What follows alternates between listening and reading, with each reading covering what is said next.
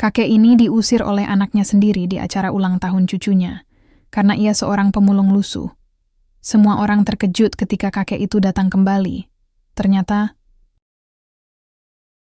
matahari pagi mulai merayap naik di balik deretan gedung tinggi kota, menyisakan sedikit cahaya hangat yang menerobos celah-celah pepohonan. Di pinggiran kota, tepatnya di sebuah rumah kecil yang berdiri kokoh di antara tumpukan barang rongsokan, seorang lelaki tua duduk di tepi kasur tipisnya.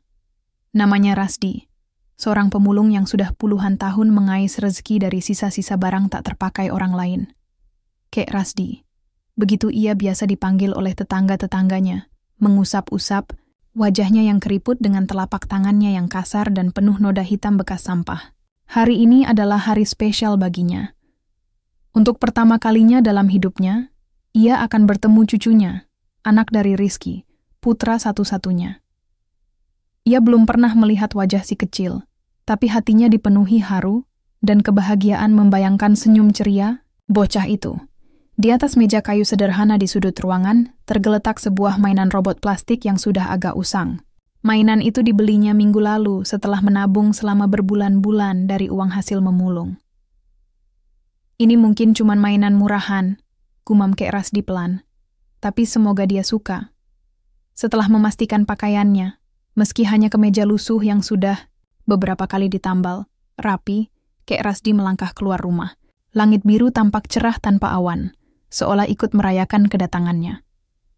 Dengan langkah pasti, ia berjalan menyusuri jalan-jalan sempit menuju halte bus. Ini bukan perjalanan yang mudah baginya. Jarak rumahnya ke rumah Rizky cukup jauh, dan ia harus berganti beberapa kali transportasi umum untuk sampai ke sana. Selama perjalanan, pikirannya dipenuhi kenangan masa lalu. Ia ingat betapa Rizky dulu sering memeluknya erat saat masih kecil, sebelum ibunya meninggal dunia dan segalanya berubah. Setelah insiden itu, hubungan mereka perlahan-lahan renggang. Rizky tumbuh menjadi sosok ambisius yang selalu ingin mendapatkan pengakuan dari orang lain. Sedangkan Kek Rasdi, ia lebih memilih menjalani hidup sederhana sebagai pemulung, meski sebenarnya ada rahasia besar yang selama ini ia simpan rapat-rapat. Bus akhirnya tiba di depan kompleks perumahan mewah tempat Rizky tinggal. Jantung Kek Rasdi berdegup lebih cepat ketika ia melangkahkan kakinya melewati gerbang megah itu. Udara di sini sangat berbeda, bersih, sunyi, dan dingin. Tidak seperti lingkungan tempatnya tinggal, yang selalu ramai dan penuh dengan aktivitas manusia. Ia berhenti sejenak di depan pintu rumah Rizky, menarik napas dalam-dalam, lalu mengetuk pintu dengan perasaan campur aduk antara gugup dan bahagia. Beberapa detik kemudian pintu terbuka. Wajah Rizky muncul di balik pintu, dengan senyuman sopan yang langsung hilang begitu ia melihat siapa tamunya. "Pak? Pak?" ucap Rizky, suaranya terdengar datar namun ada nada kejutan di sana. Matanya cepat-cepat memindai penampilan ayahnya yang lusuh, dan ekspresinya berubah menjadi dingin. Kek Rasdi tersenyum lembut. "Rizky, aku datang untuk ulang tahun cucumu. Aku bawa hadiah kecil untuknya," katanya sambil mengangkat mainan robot itu. Namun, Rizky tidak membalas senyumannya. Ia hanya diam, pandangannya beralih ke arah dalam rumah, di mana suara tawa dan obrolan riang tamu-tamu sedang berkumpul. Rasa malu mulai merayap naik di dadanya. Bagaimana mungkin ia bisa memperkenalkan ayahnya seperti ini kepada orang-orang penting di kantor? "Bapak, sebaiknya lain kali saja," kata Rizky akhirnya. Nada suaranya terdengar canggung namun tegas. Sekarang bukan waktu yang tepat. Kek Rasdi terdiam sesaat, senyumnya perlahan memudar. Hatinya terasa seperti diiris pisau. Namun, ia tetap mencoba tegar. "Baiklah, Nak. Kalau begitu, aku titipkan ini untuk cucuku." Ia meletakkan mainan itu di lantai, lalu mundur selangkah. Sebelum Rizky sempat mengatakan apapun lagi, Kek Rasdi sudah berbalik dan melangkah pergi, meninggalkan pintu rumah putranya yang tertutup rapat. Di balik punggungnya yang bungkuk, air, mata perlahan-lahan mengalir di pipinya yang keriput. Ia tidak marah, hanya sedih. Sedih karena cintanya sebagai seorang kakek ternyata tidak cukup untuk diterima. Pintu rumah Rizky tertutup perlahan. meninggalkan Kek Rasdi berdiri sendirian di luar dengan hati yang terluka. Di dalam, Rizky masih berdiri di dekat pintu, menatap ke arah mainan robot plastik yang ditinggalkan ayahnya. Pikirannya berkecamuk, mencampur adukan rasa malu, cemas, dan sedikit penyesalan. "Siapa, Mas?" Suara lembut istrinya Nisa membuyarkan lamunan Rizky. Wanita muda itu melangkah mendekat, membawa nampan berisi minuman untuk para tamu. "Tadi aku mendengar suara ketukan." Rizky menghela napas panjang sebelum menjawab.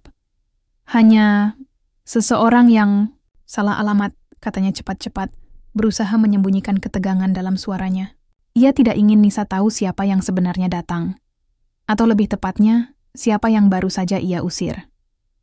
Nisa mengangguk pelan, meski ekspresi wajahnya menunjukkan keraguan. Ia tahu ada sesuatu yang disembunyikan suaminya, tapi ia memilih untuk tidak bertanya lebih lanjut. "Baiklah, kalau begitu.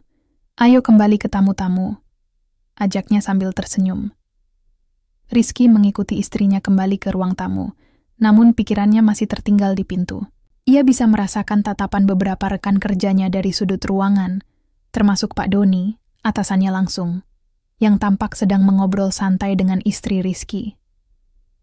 Semua orang di sini adalah orang-orang penting, rekan bisnis, kolega senior, bahkan beberapa investor potensial yang mungkin akan menjadi mitra perusahaan dalam proyek besar mendatang. Rizky sadar bahwa hari ini bukan sekadar acara ulang tahun biasa bagi anak mereka. Ini juga kesempatan baginya untuk memperkuat citra profesionalnya di mata para atasan dan rekan kerja. Ia sudah bekerja keras selama bertahun-tahun untuk mencapai posisinya saat ini sebagai calon manajer di sebuah perusahaan ternama. Dan hari ini adalah langkah penting menuju puncak karier yang ia impikan. Namun, kehadiran Kek Rasdi tiba-tiba telah mengancam semua itu. Bagaimana mungkin ia bisa menjelaskan kepada orang-orang ini tentang ayahnya yang pemulung? Apalagi, ia belum pernah bercerita tentang latar belakang keluarganya kepada siapapun di kantor. Ia selalu berusaha menyembunyikan masa lalunya, takut bahwa cerita tentang ayahnya yang hidup sederhana akan merusak reputasi dan ambisinya. Saat ia kembali bergabung dengan para tamu, senyum palsu mulai terpatri di wajahnya. Ia berbincang dengan beberapa kolega, tertawa pada momen-momen yang seharusnya lucu, dan mencoba terlihat seprofesional mungkin. Namun, di balik topeng kepercayaan dirinya, rasa bersalah dan cemas terus menggerogoti hatinya. Di tengah keriuhan acara, Rizky sempat melirik ke arah meja makan, tempat mainan robot plastik yang ditinggalkan Kek Rasdi masih tergeletak. Anaknya, Raffi, tampak tertarik dengan mainan itu. Bocah berusia 5 tahun itu mengambilnya, memainkannya dengan riang tanpa peduli pada kondisi atau nilai materialnya. Melihat itu, Rizky merasa semakin gelisah. Ia khawatir jika ada tamu yang bertanya tentang asal-usul mainan tersebut. "Nisa, tolong simpan mainan ini di kamar," ucap Rizky pelan kepada istrinya, sambil mengambil mainan dari tangan Raffi. "Aku tidak mau Raffi bermain-main di depan tamu." Nisa mengernyit heran. "Kenapa? Mainan ini lucu kok. Dari mana asalnya?" Rizky menghindari tatapan istrinya. "Entahlah, mungkin ada orang yang salah alamat tadi memberikannya. Lebih baik disimpan saja dulu." Nisa mengangguk, meski ia tetap merasa ada sesuatu yang aneh. Namun, ia tidak ingin membuat suaminya semakin tegang. Jadi ia hanya mengambil mainan itu dan membawanya ke kamar. Sementara itu, di luar rumah, Kek Rasdi berjalan pelan-pelan menyusuri jalan kompleks perumahan yang megah. Hatinya terasa kosong, seperti ada lubang besar yang sulit diisi. Ia tahu bahwa apa yang dilakukan Rizky adalah hasil dari tekanan sosial yang selama ini membebani putranya. Tapi tetap saja, penolakan itu menyakitkan. Ia berhenti sejenak di dekat halte bus, menundukkan kepala sambil memandangi tangannya yang kasar dan penuh noda. "Mungkin aku memang tidak pantas hadir di sana," gumamnya pelan, suaranya hampir tak terdengar di antara deru angin sore. Namun, meski hatinya terluka, Kek Rasdi tidak marah. Ia hanya merasa sedih karena cinta dan pengorbanannya sebagai seorang ayah ternyata tidak cukup untuk diterima oleh anaknya sendiri. Ia menghela napas panjang, lalu melanjutkan langkahnya menuju halte bus, berharap bisa kembali ke dunianya yang tenang dan sederhana. Hari-hari setelah acara ulang tahun terasa berat bagi Rizky. Ia mencoba melanjutkan rutinitasnya seperti biasa, namun bayang-bayang kejadian di depan pintu rumahnya terus menghantui pikirannya. Setiap kali ia melihat mainan robot plastik yang disimpan Nisa di lemari, rasa bersalah itu kembali muncul. Namun, ia tetap memilih untuk menekan perasaannya dan fokus pada pekerjaan, satu-satunya hal yang selama ini memberinya pengakuan dan kebanggaan. Pada suatu pagi, saat Rizky sedang sibuk menyelesaikan laporan mingguan di kantor, ponselnya berdering. Panggilan masuk dari nomor asing. Dengan sedikit ragu, ia menjawab panggilan tersebut. "Selamat pagi, Pak Rizky." Terdengar suara lembut namun tegas dari seberang telepon. Ini dari sekretariat direksi. Jantung Rizky berdegup lebih cepat. Panggilan dari direksi. Selama ini, komunikasi dengan jajaran atas perusahaan selalu dilakukan melalui Pak Doni, atasannya langsung. Ia belum pernah mendapatkan panggilan langsung dari manajemen tingkat tertinggi. "Ya, ada apa?" tanya Rizky. Berusaha menjaga nada suaranya tetap tenang, meski hatinya cemas. "Anda diminta hadir dalam pertemuan penting sore ini, di ruang rapat utama." Lanjut suara itu. "Mohon pastikan Anda datang tepat waktu. Ini adalah permintaan langsung dari pemilik perusahaan." Rizky terperangah. Pemilik perusahaan? Selama bertahun-tahun bekerja di perusahaan ini, ia hanya mendengar kabar bahwa pemiliknya adalah sosok yang sangat misterius. Tidak ada yang pernah melihat wajahnya secara langsung. Semua urusan bisnis dijalankan oleh Pak Harun, tangan kanan kepercayaannya. Bahkan, Rizky sendiri tidak pernah bertemu dengan Pak Harun lebih dari 2 kali. Apalagi dengan pemilik perusahaan. "Iya, tentu saja," jawab Rizky cepat, berusaha menyembunyikan kegugupannya. "Saya akan hadir tepat waktu."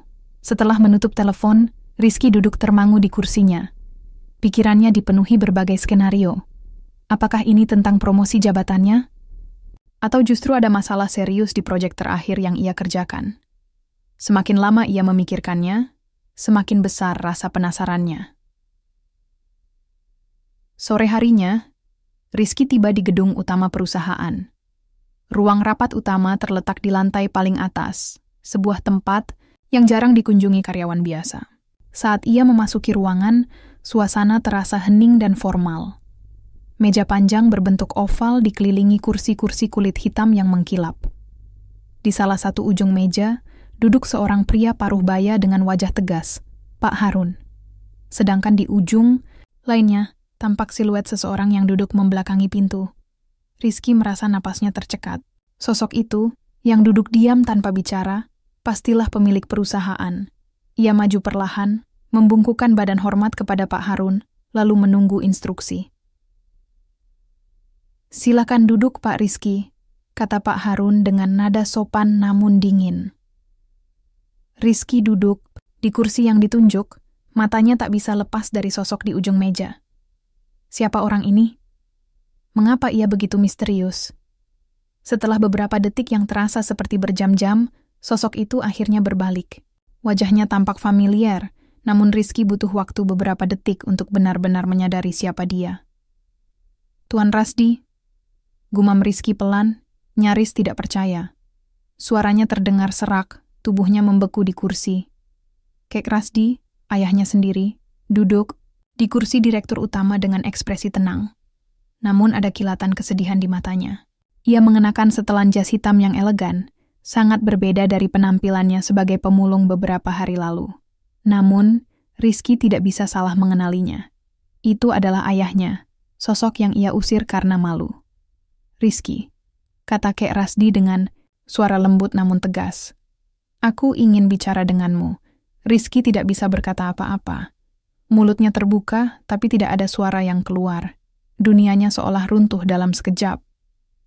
Ayahnya, pemilik perusahaan? Bagaimana mungkin? Semua logika di kepalanya tiba-tiba terasa kacau. Pak Harun, yang sejak awal hanya diam, akhirnya angkat bicara. "Pak Rizky, izinkan saya menjelaskan. Tuan Rasdi adalah pendiri dan pemilik saham mayoritas perusahaan ini. Beliau telah mempercayakan seluruh operasional kepada tim manajemen, termasuk saya, selama bertahun-tahun. Identitas beliau selalu dirahasiakan demi alasan pribadi. Rizky menatap Kek Rasdi dengan mata yang penuh kebingungan dan rasa bersalah. Pak, aku tidak mengerti, katanya terbata-bata. Kenapa? Kenapa Bapak tidak pernah memberitahuku? Kek Rasdi tersenyum getir. Aku punya alasan, Nak. Aku ingin melihat sejauh mana kamu bisa tumbuh tanpa bergantung pada nama atau kekayaanku. Aku ingin kamu belajar mandiri, menjadi pribadi yang kuat. Ia berhenti sejenak, lalu menambahkan, tapi ternyata kamu masih belum belajar untuk tidak menilai orang dari penampilan luarnya. Rizky tertunduk dalam-dalam, air mata mulai menggenang di sudut matanya. Ia sadar bahwa sikapnya selama ini terhadap ayahnya dan orang-orang di sekitarnya adalah hasil dari ambisi palsu dan harga diri yang terlalu tinggi. Ia merasa seperti anak kecil yang bodoh, yang baru menyadari kesalahannya setelah semuanya terlambat. Ruangan rapat utama itu terasa seperti ruang vakum, di mana waktu berhenti dan semua suara lenyap, kecuali detak jantung Rizky yang semakin cepat. Ia tidak bisa melepaskan pandangannya dari sosok Kek Rasdi yang duduk di kursi direktur utama. Tampak begitu berwibawa dalam balutan jas hitam elegan. Bagaimana mungkin pria tua yang ia usir beberapa hari lalu dengan dingin, kini duduk di hadapannya? Sebagai pemilik perusahaan tempat ia bekerja keras selama bertahun-tahun, Rizky merasa dunianya bergoyang. Semua nilai-nilai yang ia pegang teguh, ambisi, status dan pengakuan, tiba-tiba runtuh seperti istana pasir yang tersapu ombak. Ia menundukkan kepala, tak sanggup menatap mata ayahnya yang penuh kesedihan namun tetap lembut. Saya minta maaf, Pak, ucap Rizky akhirnya. Suaranya serak dan penuh penyesalan. Saya tidak tahu, saya tidak menyadari. Kek Rasdi mengangkat tangannya pelan, memotong ucapan Rizky. Tidak apa-apa, Nak, katanya dengan nada tenang, meski ada rasa pilu dalam suaranya. Aku sudah menduga reaksimu akan seperti ini. Itulah sebabnya aku memilih untuk menyembunyikan identitasku darimu. Rizky menatap ayahnya dengan mata berkaca-kaca. Kenapa, Pak? Kenapa Bapak memilih hidup seperti itu? Kalau saja aku tahu, aku melakukan ini bukan untuk menyulitkanmu, kata Kek Rasdi sambil menatap Rizky dengan penuh arti. Aku ingin melihat apakah kamu bisa mencapai kesuksesan dengan usahamu sendiri, tanpa bayang-bayang harta atau nama besar keluarga. Aku ingin kamu belajar untuk menjadi pribadi yang kuat, mandiri, dan tidak mudah goyah oleh godaan materialisme. Rizky diam sesaat, mencerna setiap kata yang baru saja didengarnya. Ia sadar bahwa sikapnya selama ini adalah hasil dari tekanan sosial dan ambisi palsu. Ia selalu berusaha mengejar pengakuan dari orang lain, bahkan rela mengorbankan hubungan dengan ayahnya sendiri demi menjaga citra diri. Namun, lanjut Kek Rasdi, suaranya sedikit lebih berat. Aku tidak menyangka bahwa kesenjangan antara kita akan semakin besar. Kamu tidak hanya menilai orang dari penampilannya, tapi juga mengabaikan arti sebenarnya dari cinta dan pengorbanan. Rizky merasakan hatinya teriris. Setiap kata yang keluar dari mulut ayahnya adalah cerminan dari kelemahan dan kesalahannya sendiri. Ia ingat bagaimana ia mengusir Kek Rasdi dengan kasar, tanpa memberinya kesempatan untuk menjelaskan atau bahkan bertemu cucunya. Betapa bodohnya ia, begitu buta oleh rasa malu dan harga diri palsu. Pak Harun, yang selama ini hanya diam, akhirnya angkat bicara. Pak Rizky, izinkan saya menambahkan sesuatu, katanya dengan nada bijaksana. Selama ini, Tuan Rasdi selalu memantau perkembangan Anda dari jauh. Beliau sangat bangga dengan pencapaian Anda, meskipun tidak pernah menunjukkannya secara langsung. Namun beliau juga khawatir bahwa Anda mulai kehilangan arah. Maka dari itu, pertemuan ini dilakukan. Rizky menelan ludah. Ia merasa seperti anak kecil yang baru saja dipanggil untuk dimarahi karena kesalahan besar. Namun, di balik rasa bersalah yang mendalam, ada juga rasa hormat yang tumbuh di hatinya. Ia mulai melihat ayahnya dalam sudut pandang yang berbeda, bukan lagi sebagai seorang pemulung tua yang lusuh, melainkan sebagai pria yang memiliki kebijaksanaan, integritas, dan visi besar. Jadi, apa yang harus kulakukan sekarang? Tanya Rizky pelan, suaranya penuh keraguan. Kek Rasdi tersenyum lembut. Langkah pertama adalah menerima dirimu sendiri, Nak. Akui kesalahanmu, dan cobalah untuk memperbaikinya. Aku tidak meminta banyak, hal darimu hanya satu. Jadilah pribadi yang lebih baik. Jangan biarkan kesuksesan membuatmu lupa pada nilai-nilai yang sebenarnya penting. Rizky mengangguk pelan, air mata mulai mengalir di pipinya. Aku akan mencoba, Pak. Aku janji, aku akan berubah. Setelah pertemuan itu, Rizky meninggalkan ruang rapat dengan langkah yang berat namun penuh tekad. Ia merasa seperti baru saja melalui badai besar yang mengguncang fondasi hidupnya. Namun, di tengah kekacauan itu, ia juga menemukan harapan baru, harapan untuk memperbaiki hubungan dengan ayahnya, dan untuk menjadi pribadi yang lebih baik. Di luar gedung, matahari mulai tenggelam, menyisakan cahaya oranye yang hangat di langit. Rizky berdiri sejenak, menatap langit yang indah itu. Untuk pertama kalinya dalam hidupnya, ia merasa lega. Meski masih ada banyak hal yang harus diperbaiki, ia yakin bahwa langkah pertama menuju perubahan sudah dimulai. Setelah pertemuan yang mengguncang dunianya, Rizky memutuskan untuk kembali ke rumah dengan perasaan campur aduk. Ia tidak langsung pulang, melainkan berjalan menyusuri jalan-jalan sepi di pinggiran kota, mencoba merenungkan semua yang baru saja terjadi. Pikirannya dipenuhi oleh kata-kata Kek Rasdi tentang cinta, pengorbanan, dan nilai-nilai yang selama ini ia abaikan. Saat tiba di rumah, Nisa, istrinya, sedang duduk di ruang tamu bersama anak mereka, Raffi, yang asik bermain dengan mainan robot plastik itu. Melihat ekspresi wajah Rizky yang murung dan lelah, Nisa langsung mendekatinya dengan rasa khawatir. Mas, ada apa? Kamu kelihatan berbeda, kata Nisa pelan, suaranya penuh kelembutan. Rizky menarik napas panjang sebelum menjawab. Ada banyak hal yang harus aku ceritakan padamu, katanya sambil duduk di sofa.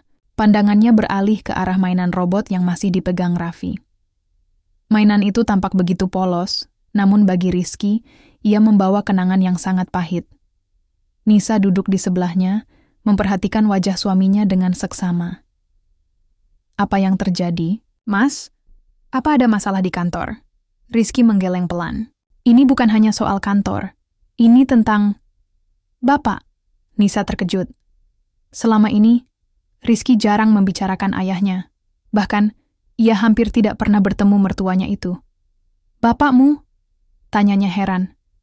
Kenapa tiba-tiba? Rizky menghela napas lagi, lalu mulai menceritakan semuanya.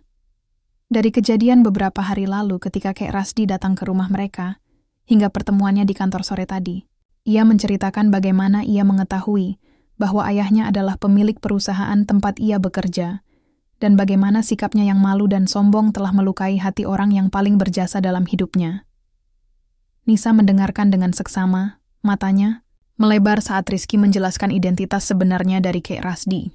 Maksud kamu, bapakmu adalah pemilik perusahaan itu? Tanyanya, suaranya nyaris berbisik. Rizky mengangguk pelan. Ya, dan aku bahkan tidak tahu siapa dia sebenarnya. Aku hanya melihat penampilannya yang lusuh, tanpa menyadari kebijaksanaan dan pengorbanan yang ia lakukan demi diriku. Nisa menggenggam tangan suaminya erat. Mas, aku bisa merasakan betapa berat ini bagimu. Tapi ini juga kesempatan bagimu untuk memperbaiki hubungan dengan Bapak. Jangan biarkan masa lalu menghalangi langkahmu. Pada pagi berikutnya, Rizky memutuskan untuk mencari tahu lebih banyak tentang ayahnya. Ia meminta waktu bertemu dengan Pak Harun, tangan kanan Kek Rasdi, untuk memahami lebih dalam tentang kehidupan ayahnya selama ini. Di ruang kerja Pak Harun, Rizky mendengarkan cerita-cerita yang membuatnya semakin terharu dan kagum. Tuan Rasdi adalah sosok yang luar biasa, kata Pak Harun dengan nada hormat. Beliau membangun perusahaan ini dari nol, dengan kerja keras dan visi besar.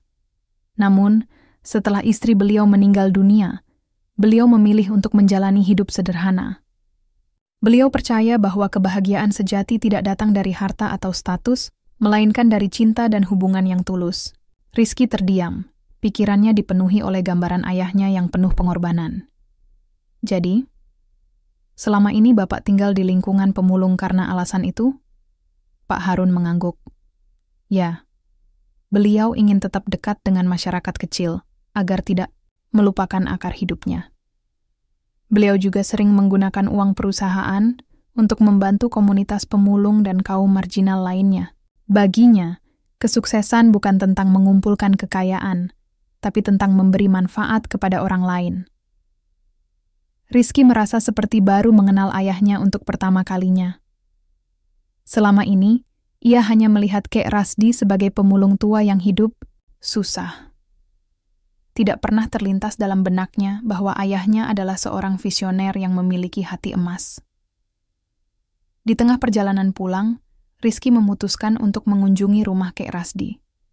Saat tiba di lingkungan pemulung, ia merasakan perasaan aneh, campuran antara rasa bersalah dan rindu.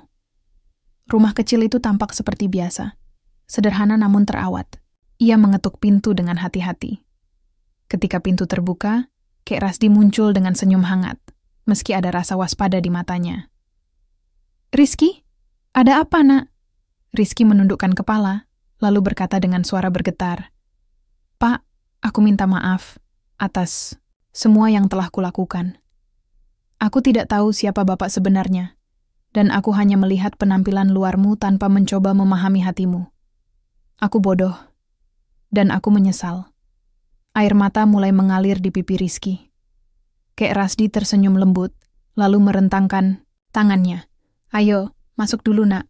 Kita bicara pelan-pelan." Di dalam rumah kecil itu, mereka duduk berdua, saling berbagi cerita dan perasaan. Untuk pertama kalinya dalam bertahun-tahun, Rizky merasa benar-benar dekat dengan ayahnya.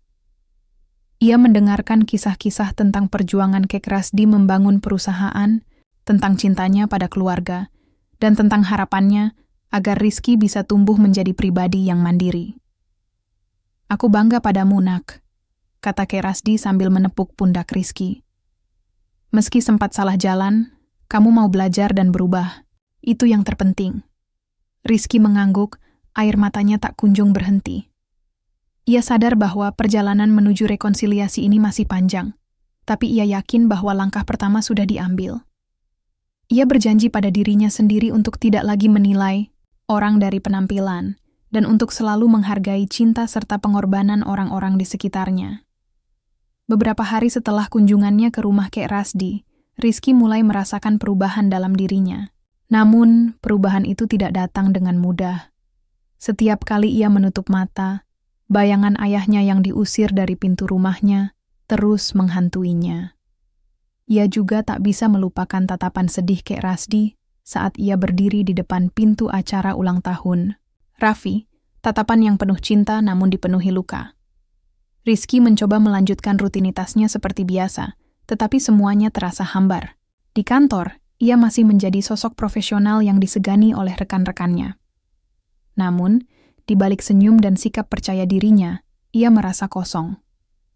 Bahkan promosi jabatan yang sebentar lagi akan ia dapatkan, posisi manajer yang selama ini ia impikan, tidak lagi terasa begitu penting baginya. Suatu malam, setelah pulang kerja, Rizky duduk sendirian di ruang tamu sambil memandangi mainan robot plastik yang masih tersimpan di lemari. Anaknya, Raffi, sudah tidur, dan Nisa sedang membersihkan dapur. Suasana rumah begitu sunyi, hanya ada suara detik jam dinding yang berdetak pelan-pelan. Rizky mengambil mainan itu, memperhatikan detail-detailnya dengan seksama. Mainan ini mungkin tampak sederhana bagi orang lain, tapi bagi Rizky, ia membawa makna yang sangat mendalam. Ini adalah simbol cinta seorang ayah kepada cucunya, cinta yang begitu tulus, namun ditolak mentah-mentah oleh anaknya sendiri. Ia menundukkan kepala, air mata mulai mengalir tanpa bisa dibendung. Rasa bersalah itu kembali menyelimuti hatinya. "Aku benar-benar bodoh," gumamnya pelan. Suaranya nyaris terdengar seperti bisikan. "Aku mengorbankan hubungan dengan Bapak hanya demi citra palsu di depan orang-orang yang bahkan tidak peduli padaku." Nisa, yang baru keluar dari dapur, melihat suaminya duduk termenung dengan air mata di pipinya. Ia mendekat perlahan, lalu duduk di sebelahnya. "Mas, kamu baik-baik saja?" tanyanya lembut, suaranya penuh kekhawatiran. Rizky menggeleng pelan. Aku tidak bisa berhenti memikirkan Bapak," katanya dengan suara serak. "Aku sudah begitu jahat padanya. Aku mengusirnya tanpa memberinya kesempatan untuk menjelaskan atau bahkan bertemu Raffi. Bagaimana mungkin aku bisa melakukan hal seperti itu?" Nisa menggenggam tangan suaminya erat. "Kita semua pernah membuat kesalahan, Mas. Yang penting adalah bagaimana kita memperbaikinya. Kamu sudah mulai melangkah ke arah yang benar. Jangan biarkan rasa bersalahmu menghancurkanmu." Rizky menatap istrinya dengan mata berkaca-kaca. "Aku ingin memperbaiki semuanya, tapi aku tidak tahu harus mulai dari mana. Aku takut jika sudah terlambat." Nisa tersenyum lembut. "Tidak ada kata terlambat untuk memperbaiki hubungan dengan orang yang kita cintai. Mulailah dengan langkah kecil. Ajak Bapak bertemu Raffi. Biarkan dia merasakan kebahagiaan sebagai seorang kakek. Dan setelah itu, lanjutkan dengan membangun hubungan yang lebih baik dengannya." Esok harinya, Rizky memutuskan untuk mengunjungi Kek Rasdi lagi. Ketika ia tiba di rumah kecil itu, Kek Rasdi sedang duduk di depan pintu, memperbaiki sebuah kursi kayu tua. Melihat kedatangan Rizky, ia tersenyum hangat meski ada sedikit kehati-hatian di matanya. "Ada apa, Nak?" "Kenapa datang lagi?" tanya Kek Rasdi sambil meletakkan perkakasnya. Rizky menarik napas panjang sebelum menjawab. "Pak, aku ingin memperkenalkanmu pada Raffi," katanya dengan nada penuh penyesalan. "Aku tahu aku salah telah mengusirmu waktu itu. Aku minta maaf. Sungguh-sungguh minta maaf. Aku ingin Raffi tahu siapa kakeknya, dan aku ingin memperbaiki hubungan kita." Kek Rasdi terdiam sesaat, matanya berkaca-kaca mendengar permintaan maaf putranya. Ia kemudian bangkit dari kursinya, lalu merentangkan tangannya.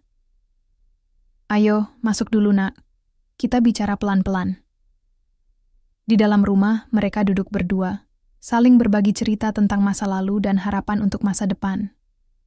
Rizky menceritakan betapa ia merasa hampa meskipun telah mencapai kesuksesan materi, dan bagaimana ia sadar bahwa nilai-nilai yang diajarkan Kek Rasdi selama ini adalah yang sebenarnya penting dalam hidup. "Aku bangga padamu, Nak," kata Kek Rasdi sambil menepuk pundak Rizky. "Meski sempat salah jalan, kamu mau belajar dan berubah. Itu yang terpenting. Sekarang, mari kita mulai dari awal. Kita bangun hubungan ini kembali. Untuk kebahagiaan kita, semua." Rizky mengangguk, air matanya kembali mengalir. "Terima kasih, Pak. Aku janji, aku akan menjadi anak yang lebih baik." Setelah pertemuan itu, Rizky memutuskan untuk membawa Kek Rasdi ke rumahnya pada akhir pekan. Ia ingin memperkenalkan ayahnya kepada Raffi, cucunya yang belum pernah bertemu kakeknya. Nisa pun mendukung sepenuhnya keputusan ini, dan ia berjanji akan membantu menciptakan suasana yang hangat dan penuh cinta.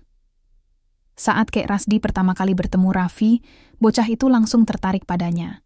Meski awalnya ragu-ragu, Raffi akhirnya duduk di pangkuan kakeknya, bermain-main dengan mainan robot plastik yang diberikan Kek Rasdi beberapa hari lalu. Melihat senyuman ceria di wajah Raffi, Rizky merasa lega. Untuk pertama kalinya dalam hidupnya, ia merasa bahwa ia telah melakukan sesuatu yang benar. Beberapa minggu setelah pertemuan emosional antara Rizky, Kek Rasdi, dan Raffi, suasana di rumah Rizky mulai berubah. Hubungan mereka yang sempat retak, kini perlahan-lahan mulai tersambung kembali. Kek Rasdi sering mengunjungi rumah Rizky, membawa cerita-cerita menarik tentang kehidupannya sebagai pemulung, serta pelajaran-pelajaran sederhana namun penuh makna tentang hidup. Raffi, anak Rizky, tumbuh semakin dekat dengan kakeknya, sering meminta Kek Rasdi untuk bercerita atau sekadar bermain bersama. Namun, meski hubungan mereka mulai membaik, Rizky masih merasa ada sesuatu yang disembunyikan ayahnya. Ia sering melihat Kek Rasdi duduk termenung di sudut ruangan, matanya menerawang seolah membayangkan masa lalu yang sulit. Rizky ingin tahu lebih banyak tentang rahasia yang selama ini disimpan ayahnya. Bukan hanya soal kekayaan tersembunyi, tapi juga alasan mengapa ia memilih menjalani hidup sederhana meski memiliki segalanya. Suatu sore, setelah Raffi tertidur siang, Rizky memutuskan untuk mengajak Kek Rasdi berbicara dari hati ke hati. Mereka duduk di halaman belakang rumah, di bawah naungan pohon mangga tua yang rindang. Udara sore itu begitu tenang, hanya ada suara angin yang berbisik lembut di antara dedaunan. "Pak," kata Rizky pelan, "aku tahu ada banyak hal yang tidak pernah Bapak ceritakan padaku. Aku ingin tahu semuanya. Kenapa Bapak memilih hidup seperti ini? Kenapa menyembunyikan identitas sebagai pemilik perusahaan?" Kek Rasdi tersenyum tipis, tatapannya jauh ke arah Cakrawala. "Nak, ada banyak alasan mengapa aku memilih jalan ini. Tapi yang paling penting adalah, aku ingin melihat apakah kamu bisa bertahan tanpa bayang-bayang hartaku." Rizky mengangguk, namun ia tahu ada lebih dari itu. "Aku mengerti, Pak. Tapi aku merasa ada sesuatu yang lebih dalam. Sepertinya ada bagian dari hidupmu yang belum pernah kau ceritakan padaku." Kek Rasdi terdiam beberapa saat, seolah mempertimbangkan apakah sudah waktunya untuk membuka rahasia itu. Akhirnya, ia menghela napas panjang. "Baiklah, Nak, aku akan menceritakan semuanya padamu. Tapi ingat, ini bukan hanya tentangku. Ini juga tentang keluarga kita." Kek Rasdi mulai menceritakan kisah panjang tentang masa lalunya. Ia lahir dari keluarga biasa, namun memiliki mimpi besar untuk menjadi pengusaha sukses. Setelah menikahi ibu Rizky, mereka bekerja keras membangun usaha kecil-kecilan, hingga akhirnya berhasil mendirikan perusahaan yang kini menjadi salah satu yang terbesar di kotanya. Namun, kesuksesan itu tidak datang tanpa bayaran. Saat perusahaan mulai berkembang pesat, hubungan Kek Rasdi dengan istri dan Rizky kecil mulai renggang. Ia terlalu sibuk bekerja, mencoba memastikan bahwa keluarganya tidak kekurangan apapun. Namun, pada akhirnya, semua itu malah membuat mereka semakin jauh. "Ketika ibumu meninggal dunia," lanjut Kek Rasdi dengan suara bergetar, "aku merasa seperti kehilangan separuh jiwaku. Aku sadar bahwa semua uang dan kekayaan ini tidak bisa menggantikan cinta dan waktu yang telah kuhabiskan untuk pekerjaan. Aku gagal menjadi suami yang baik, dan aku juga gagal menjadi ayah yang baik untukmu." Rizky terdiam, mendengarkan setiap kata dengan seksama. Ia tidak pernah tahu sisi kelam dari kehidupan ayahnya ini. Selama ini, ia hanya melihat Kek Rasdi sebagai sosok tua yang hidup sederhana, tanpa menyadari betapa berat perjuangannya di masa lalu. Setelah mendengar kisah panjang Kek Rasdi tentang masa lalunya, Rizky merasa seperti orang yang baru saja keluar dari kegelapan menuju cahaya. Ia akhirnya memahami alasan dibalik semua tindakan ayahnya, keputusan untuk menyembunyikan identitasnya sebagai pemilik perusahaan, kehidupan sederhana yang dipilihnya, bahkan jarak emosional yang selama ini terasa antara mereka. Semua itu adalah bentuk cinta yang mendalam dan pengorbanan demi masa depan anaknya. Namun, meski ia telah mendapatkan jawaban atas pertanyaannya, Rizky sadar bahwa rekonsiliasi tidak cukup hanya dengan memahami. Ia harus mengambil langkah nyata untuk memperbaiki hubungan yang sudah retak selama bertahun-tahun. Ia tidak ingin lagi menjadi pria yang hanya peduli pada citra diri atau mengejar kesuksesan materi tanpa arti. Ia ingin menjadi anak yang lebih baik, suami yang lebih peka, dan ayah yang lebih bijaksana bagi Raffi. Pada pagi berikutnya, Rizky memutuskan untuk mengundang Kek Rasdi ke rumahnya untuk makan malam bersama keluarga. Ini bukan sekadar acara biasa. Ia ingin menciptakan momen yang spesial, sebuah permulaan baru dalam hubungan mereka. Nisa mendukung ide ini sepenuhnya, dan mereka bersama-sama mempersiapkan segalanya.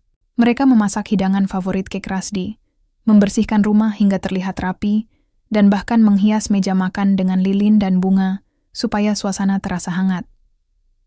Ketika Kek Rasdi tiba, ia tampak terkejut melihat persiapan yang begitu istimewa.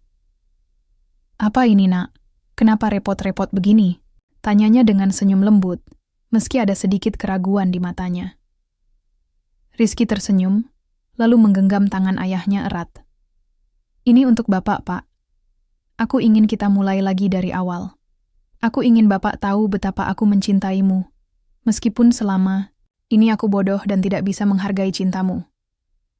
Kek Rasdi terdiam sesaat, matanya berkaca-kaca mendengar kata-kata putranya. "Terima kasih, Nak," katanya pelan, suaranya bergetar karena haru. Aku juga sangat mencintaimu. Mereka duduk bersama di meja makan, ditemani oleh Nisa dan Raffi. Suasana malam itu begitu hangat, penuh tawa dan percakapan ringan.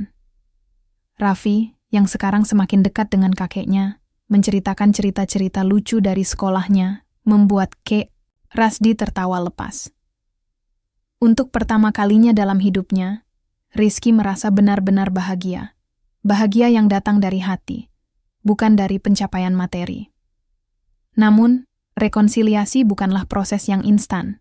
Setelah malam itu, Rizky menyadari bahwa ia harus terus bekerja keras untuk membangun hubungan yang lebih kuat dengan ayahnya. Ia mulai sering mengunjungi Kek Rasdi di rumahnya, membantu dengan pekerjaan sehari-hari, dan bahkan belajar bagaimana cara memulung barang bekas. Awalnya, ia merasa canggung dan tidak terbiasa. Namun lambat laun, ia mulai menikmati waktu yang dihabiskan bersama ayahnya. Suatu hari, saat mereka sedang berjalan-jalan di pasar Loak, Kek Rasdi berhenti sejenak dan menatap Rizky dengan senyum bijak. "Nak, kamu tahu kenapa aku suka hidup seperti ini?" tanyanya. Rizky menggeleng pelan. "Kenapa, Pak?" "Karena di sini, aku bisa melihat nilai sejati dari hidup," kata Kek Rasdi, sambil menunjuk beberapa barang bekas yang tampak usang. Barang-barang ini mungkin terlihat tidak berguna bagi orang lain, tapi jika diperhatikan dengan baik, mereka masih memiliki potensi. Begitu juga dengan manusia, Nak. Jangan pernah menilai orang dari penampilan luarnya. Kadang-kadang, hal yang paling berharga justru tersembunyi di balik kesederhanaan. Rizky mengangguk, meresapi setiap kata yang diucapkan ayahnya. Ia menyadari bahwa pelajaran ini bukan hanya berlaku untuk hubungannya dengan Kek Rasdi, tapi juga untuk cara ia memandang dunia sekitarnya. Selain itu, Rizky juga mulai mengubah pola pikirnya tentang pekerjaan dan karier. Ia tidak lagi hanya fokus pada promosi jabatan atau pencapaian materi, tapi mulai menggunakan posisinya untuk membantu orang-orang yang membutuhkan. Di kantor, ia mengusulkan program-program sosial untuk mendukung komunitas pemulung dan kaum marginal lainnya. Meskipun beberapa rekan kerjanya sempat ragu-ragu, Rizky berhasil meyakinkan mereka bahwa ini adalah langkah yang tepat untuk memberikan dampak positif kepada masyarakat. "Apa yang kamu lakukan ini luar biasa, Mas," kata Nisa suatu malam ketika mereka sedang duduk di ruang tamu setelah Raffi tidur. "Aku bangga padamu." Rizky tersenyum, namun ada kerendahan hati dalam ekspresinya. "Aku hanya mencoba mengikuti jejakku. Bapak sayang, dia sudah mengajarkan banyak hal padaku, dan aku ingin melanjutkan warisan itu." Sementara itu, Kek Rasdi juga merasakan perubahan besar dalam dirinya. Melihat Rizky yang mulai berubah menjadi pribadi yang lebih baik membuat hatinya dipenuhi kebanggaan. Ia tidak pernah menyesal telah memilih hidup sederhana, karena pada akhirnya, semua pengorbanannya membuahkan hasil. Rizky bukan lagi anak yang malu dengan keberadaannya, melainkan seorang pria dewasa yang siap menghadapi dunia dengan hati yang terbuka. "Kamu sudah jadi pria yang hebat, Nak," kata Kek Rasdi suatu sore, ketika mereka sedang duduk di halaman belakang rumah. "Aku bangga padamu." Rizky tersenyum, lalu merangkul pundak ayahnya. "Terima kasih, Pak. Aku tidak akan jadi seperti ini tanpa bimbinganmu." Beberapa bulan berlalu sejak malam makan bersama itu, dan perubahan dalam diri Rizky semakin terlihat jelas. Ia bukan lagi pria yang hanya memikirkan kesuksesan materi atau status sosial. Ia mulai melihat dunia dengan perspektif yang lebih luas, perspektif yang diajarkan oleh Kek Rasdi. Setiap keputusan yang ia ambil, baik di rumah maupun di kantor, dipenuhi oleh niat untuk memberikan manfaat kepada orang lain. Di kantor, Rizky menjadi sosok yang lebih rendah hati dan peduli. Ia tidak lagi mengejar promosi jabatan hanya demi pengakuan, melainkan menggunakan posisinya untuk membantu rekan-rekan kerja dan komunitas di luar perusahaan. Program-program sosial yang ia usulkan, seperti pelatihan keterampilan bagi pemulung dan bantuan modal usaha untuk kaum marginal, mulai menunjukkan hasil nyata. Banyak rekan kerjanya yang awalnya skeptis akhirnya mendukung penuh inisiatif ini, karena mereka melihat dampak positif yang diciptakan. Namun, perubahan terbesar terjadi di rumah. Rizky kini menjadi suami dan ayah yang lebih peka. Ia mulai melibatkan diri lebih aktif dalam kehidupan keluarganya, menghabiskan waktu berkualitas bersama Nisa dan Raffi. Mereka sering melakukan kegiatan bersama, seperti bermain di taman, membaca buku, atau sekadar berbincang santai di ruang tamu. Rizky juga mulai belajar mendengarkan, sesuatu yang selama ini ia abaikan. Suatu sore, saat mereka sedang duduk di halaman belakang rumah, Raffi bertanya dengan polos, "Pak, kenapa kakek selalu senyum kalau lihat aku?" Rizky tersenyum, lalu menepuk kepala anaknya lembut. "Karena kakek sangat mencintaimu, Nak. Kamu adalah cucunya yang paling berharga." Raffi tampak berpikir sejenak, lalu bertanya lagi, "Kenapa kakek tinggal di rumah kecil? Kenapa nggak tinggal sama kita?" Rizky terdiam sesaat, merenungkan pertanyaan anaknya. Ini adalah momen yang tepat untuk mengajarkan nilai-nilai penting kepada Raffi. Kakek memilih hidup sederhana karena dia ingin mengajarkan kita tentang arti kebahagiaan yang sebenarnya, katanya pelan. Kebahagiaan itu bukan tentang rumah besar atau barang-barang mahal, tapi tentang cinta, kasih sayang, dan hubungan yang kita bangun dengan orang-orang di sekitar kita. Raffi mengangguk, meski masih ada rasa penasaran di matanya. Namun, Rizky tahu bahwa pelajaran ini akan tertanam di hati anaknya seiring berjalannya waktu. Sementara itu, hubungan Rizky dengan Kek Rasdi semakin erat. Mereka sering menghabiskan waktu bersama, baik di rumah Rizky maupun di rumah Kek Rasdi. Rizky bahkan mulai mengundang ayahnya untuk ikut serta dalam acara-acara keluarga besar, sesuatu yang sebelumnya tidak pernah ia lakukan karena rasa malu. Kini ia bangga memperkenalkan Kek Rasdi kepada teman-teman dan koleganya sebagai sosok yang penuh kebijaksanaan dan inspirasi. Suatu hari, Kek Rasdi datang ke rumah Rizky dengan membawa sebuah kotak kayu kecil. Di dalamnya terdapat beberapa surat tua dan foto-foto keluarga dari masa lalu. "Ini untukmu, Nak," kata Kek Rasdi sambil menyerahkan kotak itu. "Aku ingin kamu tahu lebih banyak tentang keluarga kita, tentang perjuangan ibumu, dan aku di masa lalu."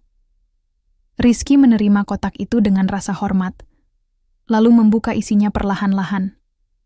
Ada foto-foto hitam putih dari masa mudanya, ketika ia masih kecil bersama ibunya. Ada juga surat-surat yang ditulis oleh ibunya, berisi nasihat-nasihat bijak tentang kehidupan. Rizky merasa seperti sedang menyusuri lorong waktu, mengenal lebih dalam tentang akar keluarganya. "Terima kasih, Pak," kata Rizky dengan suara bergetar. Aku tidak tahu apapun tentang ini sebelumnya." Kek Rasdi tersenyum lembut. "Itu sebabnya aku memberikannya padamu sekarang. Aku ingin kamu tahu bahwa setiap keluarga memiliki cerita, dan setiap cerita memiliki pelajaran yang bisa kita ambil." Rizky mengangguk. Air mata mulai mengalir di pipinya.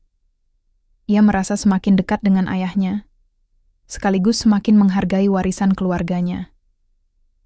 Ia berjanji pada dirinya sendiri untuk menjaga nilai-nilai ini dan meneruskannya kepada Raffi. Di kantor, Rizky juga mulai mendapatkan pengakuan atas kontribusinya yang lebih manusiawi. Meskipun promosi jabatan sebagai manajer sudah resmi ia terima, ia tidak lagi melihatnya sebagai tujuan utama. Baginya, kesuksesan sejati adalah ketika ia bisa membuat perbedaan positif dalam kehidupan orang lain. Pada suatu rapat mingguan, Rizky berdiri di depan timnya untuk memberikan pidato singkat. "Rekan-rekan semua," katanya dengan nada tegas namun hangat, "aku ingin mengucapkan terima kasih atas dukungan kalian selama ini. Tapi lebih dari itu, aku ingin mengajak kita semua untuk tidak hanya bekerja demi keuntungan perusahaan, tapi juga demi memberikan manfaat kepada masyarakat. Kita punya kekuatan untuk membuat dunia ini lebih baik, dan aku yakin kita bisa melakukannya bersama-sama." Setelah pidato itu, ruangan dipenuhi tepuk tangan meriah. Beberapa rekan kerja bahkan mendekatinya setelah rapat, memberikan apresiasi atas visi baru yang ia bawa ke dalam perusahaan. Di rumah, Nisa mengamati semua perubahan ini dengan rasa bangga. Suatu malam, saat mereka sedang duduk di ruang tamu, ia berkata, "Mas, aku benar-benar bangga padamu. Kamu sudah berubah menjadi pribadi yang lebih baik, dan aku yakin Raffi akan belajar banyak dari contohmu." Rizky tersenyum, lalu merangkul pundak istrinya. "Aku hanya mencoba menjadi seperti Bapak. sayang. Dia adalah teladan terbaik yang pernah aku miliki. Nisa mengangguk, lalu menambahkan, dan sekarang, kamu juga menjadi teladan bagi Raffi. Kamu sudah membuktikan bahwa kesuksesan sejati bukan tentang uang atau status, tapi tentang cinta dan pengorbanan. Rizky mengangguk, meresapi setiap kata yang diucapkan istrinya. Ia sadar bahwa perjalanan transformasinya belum selesai, tapi ia yakin bahwa ia sedang berada di jalur yang benar. Beberapa bulan telah berlalu sejak Rizky mulai menjalani transformasi dirinya. Perubahan itu tidak hanya terlihat dalam sikapnya di rumah, tetapi juga di tempat kerja. Ia kini menjadi sosok yang lebih rendah hati, peduli, dan inspiratif bagi orang-orang di sekitarnya. Namun, ada satu hal yang masih mengganjal di hati Rizky. Ia ingin memastikan bahwa hubungan keluarganya dengan Kek Rasdi benar-benar pulih sepenuhnya. Untuk itu, ia merencanakan sesuatu yang istimewa. Hari ulang tahun, Raffi tiba kembali. Setahun lalu, acara ini adalah momen penuh penyesalan bagi Rizky karena ia mengusir Kek Rasdi tanpa memberinya kesempatan untuk bertemu cucunya.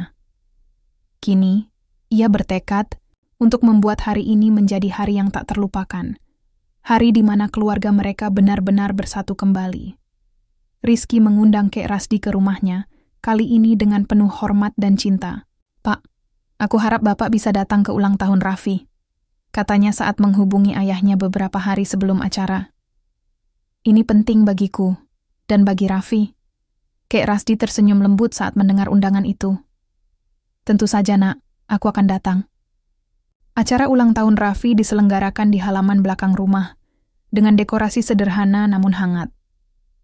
Ada balon warna-warni, meja makan yang penuh hidangan lezat, dan kursi-kursi yang disusun rapi untuk para tamu. Di tengah-tengah halaman, sebuah panggung kecil didirikan untuk pertunjukan kecil-kecilan dari teman-teman Raffi. Saat Kek Rasdi tiba, Rizky langsung menyambutnya di pintu dengan senyum hangat.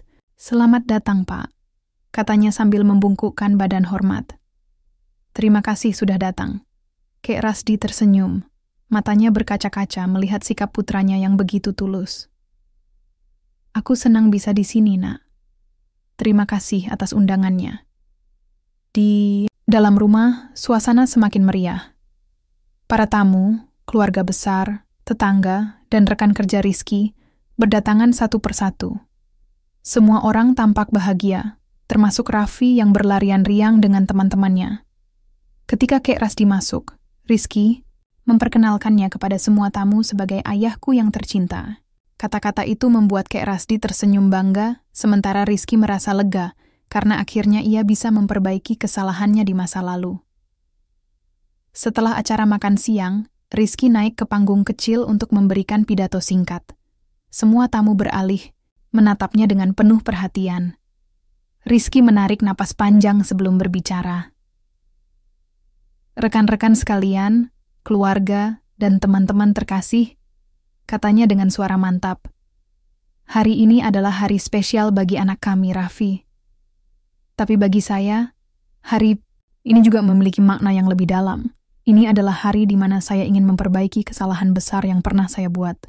Ia berhenti sejenak. Pandangannya beralih ke arah Kek Rasdi yang duduk di barisan depan.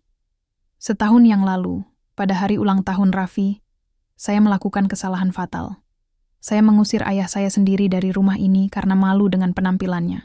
Saya tidak menyadari bahwa di balik pakaian lusuhnya, ada seorang pria yang penuh kebijaksanaan, pengorbanan, dan cinta tanpa syarat." Suara Rizky mulai bergetar, tapi ia melanjutkan. "Ayah saya bukan hanya pemulung biasa. Dia adalah pendiri perusahaan tempat saya bekerja, seorang pria yang memilih hidup sederhana demi melihat apakah saya bisa tumbuh mandiri tanpa bergantung pada harta atau status. Dan saya justru menilainya hanya dari penampilan luarnya." Rizky menundukkan kepala sejenak, lalu melanjutkan dengan suara lebih kuat. "Namun, meski saya telah gagal sebagai seorang anak, ayah saya tidak pernah berhenti mencintai saya. Dia selalu memberikan pelajaran tentang nilai-nilai kehidupan yang sejati, tentang kerendahan hati, cinta, dan pengorbanan. Hari ini saya ingin mengucapkan terima kasih padanya atas semua yang telah dia ajarkan kepada saya. Rizky turun dari panggung dan berjalan menuju Kek Rasdi. Di hadapan semua tamu, ia berlutut di depan ayahnya. Air mata mengalir di pipinya. "Pak, aku minta maaf. Sungguh-sungguh minta maaf atas semua yang telah kulakukan. Aku berjanji untuk menjadi anak yang lebih baik, dan aku berharap kita bisa terus bersama sebagai keluarga yang utuh." Kek Rasdi tidak bisa menahan tangisnya. Ia merentangkan tangannya dan memeluk Rizky erat-erat. "Aku memaafkanmu, Nak," katanya dengan suara bergetar. "Aku bangga padamu. Kita akan selalu bersama, tidak peduli apapun yang terjadi." Semua tamu bertepuk tangan meriah, banyak di antara mereka yang ikut terharu. Nisa dan Raffi juga ikut mendekat, memeluk Rizky dan Kek Rasdi. Mereka berdiri di sana sebagai satu keluarga yang akhirnya bersatu kembali. Setelah acara usai, Rizky mengumumkan langkah baru yang ia ambil di perusahaan.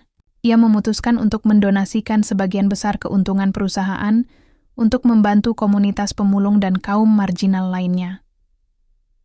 "Ini adalah cara saya untuk melanjutkan warisan ayah saya," katanya kepada para tamu. "Dan saya harap kita semua bisa belajar untuk tidak lagi menilai orang dari penampilan luarnya."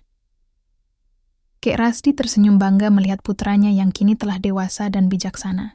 Ia tahu bahwa perjalanan mereka masih panjang, tapi ia yakin bahwa cinta dan pengampunan akan selalu menjadi fondasi yang kuat bagi keluarga mereka. Di malam hari, setelah semua tamu pulang, keluarga kecil itu duduk bersama di ruang tamu. Kek Rasdi duduk di tengah, dikelilingi oleh Rizky, Nisa, dan Raffi.